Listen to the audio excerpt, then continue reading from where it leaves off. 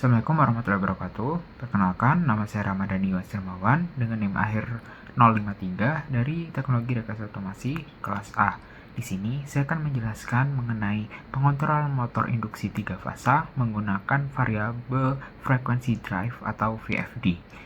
Pada percobaan pertama, kita dapat melakukan pembacaan datasheet yang telah diberikan. Di sini datasheet saya lampirkan ke dalam kolom komentar. Pada datasheet ini kita dapat mengetahui spesifikasi dan juga masalah pemrograman atau pengaturan yang ada pada VFD. Kemudian kita dapat melakukan penyalaan atau memutar motor dengan cara start lalu mengatur frekuensi yang ada pada potensio, atau kita dapat mengatur frekuensi yang kita inginkan terlebih dahulu pada potensio, lalu kita tekan tombol start untuk memulai. Untuk merubah arah putar dari motor dan juga untuk meningkatkan kapasitas motor atau kecepatan motor dan juga nilai frekuensi hingga 1500 Hz, kita dapat melakukan pengaturan pada menu program, yaitu kita pilih P6 atau kita ubah pada program menjadi 6. Kemudian kita dapat melakukan setting frekuensi yang kita inginkan. Di sini kita ingin men-setting sebesar 1500 Hz. Kemudian kita dapat menyalakan motor hingga frekuensi pada frekuensi 1500 Hz. Salah ya? Oke. Untuk mengontrol motor menggunakan VFD, kita membutuhkan RS485 untuk komunikasi antara komputer dan juga VFD. Kemudian kita akan melakukan setting atau konfigurasi pada VFD. Yang pertama adalah pengaturan pada P10 atau working frequency source. Di sini kita ubah nilainya menjadi 3, yakni sumber RS485. Kemudian untuk P11 adalah start stop control source. Kita gunakan 1, yakni RS485. Kemudian kita atur baud rate pada P16 dengan memilih 1, yakni 9600. Pada program sendiri, kita menggunakan program berbasis Python. Di sini kita menggunakan serial, komunikasi serial pada COM yang terhubung dengan RS485. Pada serial sendiri, seperti di layar, kita menginisiasi portnya sesuai dengan port yang digunakan. Kemudian jangan lupa tuliskan baud rate yang sesuai dengan baud rate yang telah kita program pada VFD. Lalu untuk byte size-nya kita gunakan 7 dan parity-nya adalah E. Untuk stop bit-nya adalah 1 dengan timeout sama dengan 1. Untuk comments atau perintah mengatur frekuensi, mengatur arah dari perputaran motor dan juga untuk melakukan perputaran motor dapat dicek pada link di bawah ini. Kemudian untuk pengkomenan sendiri kita dapat tuliskan sesuai dengan data yang atau perintah yang kita inginkan. Lalu kita dapat mengirimkan perintah.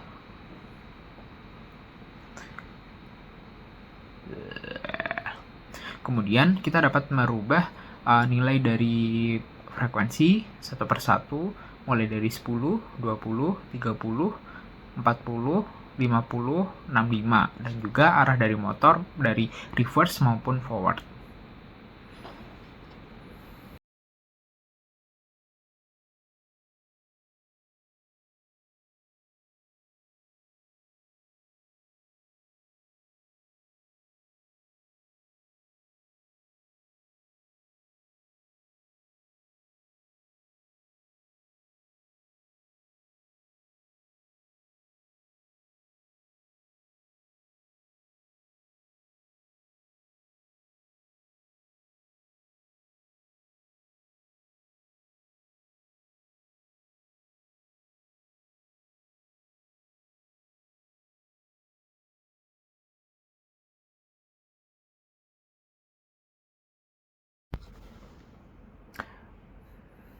Selanjutnya adalah percobaan mengontrol kecepatan motor induksi menggunakan GUI berbasis Python. Untuk GUI ini sendiri didapat dari program yang terdapat pada layar. Pertama-tama kita dapat mengimport library yang akan kita gunakan. Yang pertama ada Tincter, itu untuk membuat GUI, lalu ada Serial untuk mengkomunikasikan antara VFD dengan laptop melalui RS485.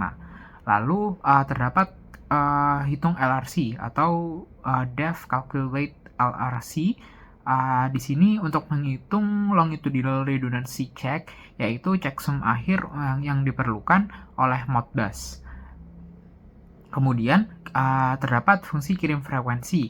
Nah, untuk fungsi ini dijalankan saat kita menekan tombol kirim frekuensi atau pada saat kita menggeser si slider sendiri. Untuk inputnya sendiri kita kalikan sebagai 100 dengan kode 0x041A, yaitu 2 byte. Lalu untuk update slider sendiri kita gunakan definisikan update underscore slider dalam kurung value. Di sini jika slider digeser, nilai akan langsung dimasukkan ke dalam input field fungsi send frekuensi akan dipanggil. Lalu untuk menginisiasi serial, kita dapat menggunakan device sama dengan OS get nv device, COM7. Di sini kita akan membuka port serial COM7 yang akan kita gunakan, atau kita dapat diganti sesuai dengan COM yang tersedia pada komputer. Kemudian kita berikan parameter sesuai, yaitu baud rate, byte size 7 bit, parity even, dan juga stop bit 1. Untuk antarmuka GUI-nya kita dapat digunakan ATK yang seperti pada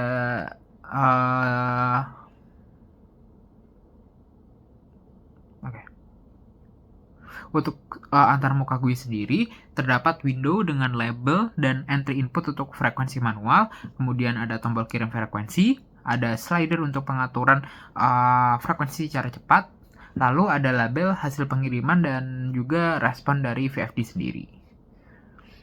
Lalu ketika diakhiri dengan serial.close, yakni akan mengakhiri pembacaan serial atau penutupan port serial ketika GUI ditutup.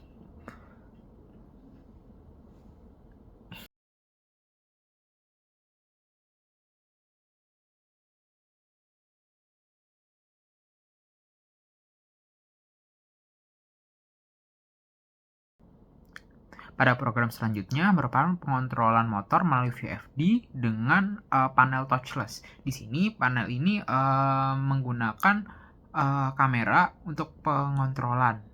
Nah, sedangkan panel akan dikontrol melalui gerakan tangan. Untuk library yang kita gunakan terdapat CV2 untuk menampilkan kamera dan juga menampilkan video yang telah ditangkap.